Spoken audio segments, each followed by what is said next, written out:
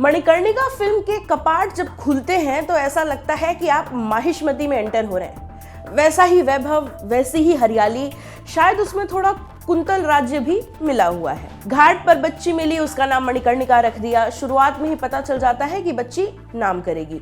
दीर्घायु हो गया नहीं इसका कह नहीं सकते, लेकिन नाम जरूर करेगी। खैर बढ़िया। फिल्म की कहानी सबको पता है, स्क्रीन पर उतरकर कैसी लगती है उसी का सारा खेला है। जल्दी जल्दी कुछ बातें आपको पहले क्लियर कर देते हैं। फिल्म लंबी है, हद लंबी है। कम से कम 25 मिनट कट सकते थे इस फिल्म से, तब भी वही रहती। इसके ट्रेलर रिव्यू में मैंने कहा था कि जब Lagaan met Baahubali with Kangana in lead, इसमें एक छोटा सा बदलाव है। इसमें पद्मावती भी मिक्स हो गई है। कैसे ये नहीं बताऊंगी, आपको खुद फिल्म देखनी पड़ेगी। कंगना की एक्टिंग जबर है, इसमें कोई दो मत नहीं। खुल के बोलते हो, कंगना एक बहुत अच्छी एक्टर है जो रोल करती है उसमें डूब जाती है। इस किरदार में हालांकि शायद ये हुआ कि ये बहुत ग्रैंड था, शायद यही इसकी लिमिटेशन बन गया। रोल सभी ने ठीक निभाए हैं। अंकिता लोखंडे के पास जो स्क्रीन टाइम है उसका उन्होंने गजब इस्तेमाल किया है।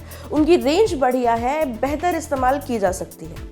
बॉलीवुड को उन पर नजर रखनी चाहिए, बेहतर और बड़े रोल देने चाहिए।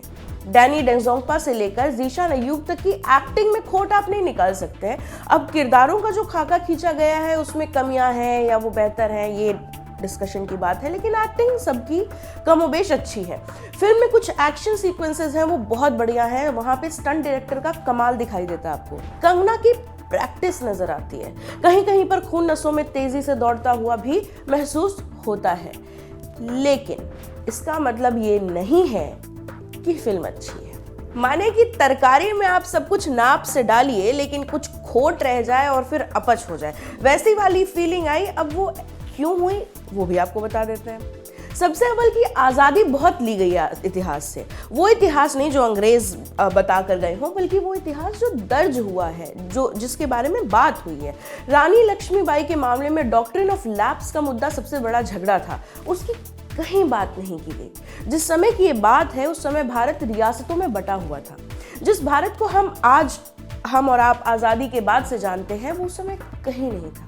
पर खैर चलिए, कोई नहीं, फिल्म है, लोग कहेंगे जाने दो, जाने देते हैं। लेकिन अगर झांसी के अलावा आसपास के भारत में क्या चल रहा था उसमें थोड़ा और फोकस किया जाता तो अच्छा होता। फिल्म में महिलाओं को मजबूत करने की बात बहुत बार कही गई है।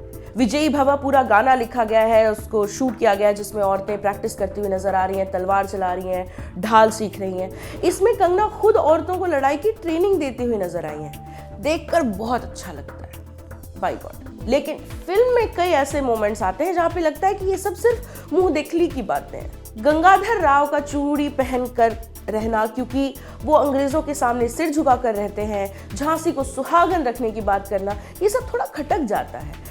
गंगाधर राव की बात से याद आया कि उनका जो किरदार है वो जिशु सेन गुप्ता ने निभाया है और झलकारी बाई का अंकिता लोखंडे ने, दोनों ने काफ़ी अच्छा काम किया है। विजुअल इफेक्ट्स कहीं कहीं बेहद खराब है। बैकग्राउंड पर किसी ने एडिटिंग के वक्त शायद ध्यान उतना नहीं दिया जितना देना चाहिए था। कई जगहों पर अंग्रेज सैनिक ऐसे गिर जाते हैं जैसे किसी ने पैरों के नीचे से कालीन खींच लिया। वो कार्टून में दिखाते हैं ना, टॉम दौड़ते दौड़ते कहीं निकल जाता है, फिर उससे लगता है कि अरे मेरे पैरों के नीचे तो जमीन नहीं, और वो गिर जाता है। वो कुछ वैसा ही हुआ है। ये छोटी छोटी जो चीज़ें हैं वो फिल्म में ध्यान भटकाती हैं। कई सीन ऐसे हैं जो ज़रूरत से ज़्यादा खींचे गए हैं। बात अगर कैरेक्टर एस्टैब्लिश करने की होती तो वो काम 5 मिनट में भी हो सकता था, लेकिन उसी बात को खींचने में आधा घंटा लगा दिया गया है। इससे बचा जा सकता था। एक जगह तो शॉक इफेक्ट के लिए डाले गए सीन में हॉल में बैठे सारे लोग हंस दिए थे। अब आप इसी से अंदाजा लगा दीजिए। फिर अब वो सीन क्या है मैं नहीं बताऊंगी, उसके लिए आपको फिल्म देखनी चाहिए। अंग्रेज से याद आया, फिल्म में जो ये फिरंगी है अपने आप से भी बात करते हैं, तो हिंदी में क्यों करते हैं ये समझ में नहीं आया। कई गोरे लोग तो फिल्म में सिर्फ मरने के लिए रखे गए थे, एक तलवार खाई और धपाक से नीचे गिर गए। अच्छा बदला है। हालांकि जो बोलने वाले रोल्स में थे उनको देख करके भी ये नहीं लग रहा था कि वो अंग्रेजों की सेना के अधिकारी हैं।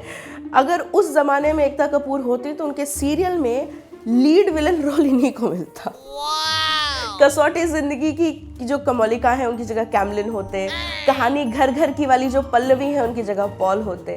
खैर, डायलॉग्स में नयापन नहीं है, कहीं कहीं थोपे हुए और दोहराव वाले लगते हैं। इन सब के बीच कुछ ऐसे अजीब से पल आते हैं जहाँ पे यकीन नहीं होता कि कंगना ने इस तरह के सीन के लिए हाँ कैसे कह दी। एग्जाम्पल देती हूँ, एक सीन है उसमें उनका घोड़ा किले पर से कूदता है, ठीक है, और सीधा चारों पैर पर जमीन तक पहुंच जाता है।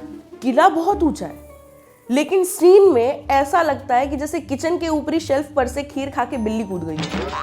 ये सब फिल्म में इन्वॉल्व होने के एक्सपीरियंस से बाहर खींच लाते हैं। फिल्म में जो डायरेक्टर क्रेडिट है उसमें पहले कंगना का नाम आता है, उसके बाद क्रिश जैन का, जिन्होंने ये फिल्म शुरुआत से डायरेक्ट की थी। पैचवर्क का काम बाद में कंगना ने किया था। इस बाबत पहले जब उनसे एक इंटरव्यू में पूछा गया तो उन्होंने कहा था कि वो डायरेक्टर का क्रेडिट नहीं लेंगी। खैर, मन ही तो है उनका, बदल गया होगा जैसा हमारा बदल गया है ये फिल्म देखने के बाद। चलते चलते आपको बता दूं कि मुझे वंदे मातरम पूरा याद है। अगर आप कमेंट सेक्शन में मुझे देशद्रोही लिखेंगे तो मुझे ये समझ में आ जाएगा कि आपने ये रिव्यू पूरा नहीं देखा है। नमस्ते, मेरा नाम है प्रेरणा और आप देख रहे हैं ऑर्डिनरी। अगर आपको हमारा ये रिव्यू पसंद आया है तो हमें कमेंट सेक्शन में ज़रूर बताइए। अगर नहीं आया तो भी कमेंट सेक्शन में ज़रूर बताइए, गालियाँ थोड़ी कम दीजिए। बाकी अगर आप हमारे वीडियोज़ ऐसे ही देखते रहना चाहते हैं तो हमारे फेसबुक पेज को लाइक कीजिए, हमारा यूट्यूब चैनल है ऑर्डिनरी के नाम से, उसे सब्सक्राइब कीजिए। टाइम है तो बेल आइकन भी प्रेस कर दीजिए, सारे वीडियो सीधे आप तक पहुँच जाएंगे। बहुत बहुत शुक्रिया।